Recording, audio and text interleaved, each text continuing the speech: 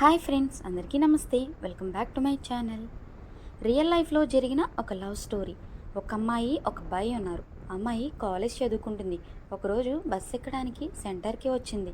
అబ్బాయి మొదటిసారి అమ్మాయిని చూడటం జరిగింది. అలా డైలీ రావడం, బస్ కోసం వెయిట్ చేయడం జరిగేది. డైలీ అబ్బాయి అమ్మాయి కోసం ఎదురు చూసేవాడు. అలా చాలా రోజులు గడిచిపోయాయి. ఒకరోజు అమ్మాయి కూడా చూడటం మొదలుపెట్టింది. ఇంక రోజులు గడిచే కొద్దీ అమ్మాయి కూడా చాలా ఇంట్రెస్ట్గా చూసేది. అబ్బాయి అమ్మాయి ఒకరోజు అనుకోకుండా ఒకరికి ఒకరు తెలియకుండా షాప్కి వెళ్ళారు. సడన్గా ఇద్దరూ షాక్ అయ్యారు. ఇద్దరు బాగా దగ్గర నుంచి చూసుకున్నారు. అదే ఫస్ట్ టైం మాట్లాడుకోవడం. తర్వాత అబ్బాయి జాబ్ చేయడానికి హైదరాబాద్ వెళ్తున్నాడు. అదే టైంలో అమ్మాయి కాలేజ్ బస్ ఎక్కడానికి సెంటర్కి వస్తుంది. అబ్బాయి బస్ ఎక్కి హైదరాబాద్ వెళ్ళిపోతున్నాడు.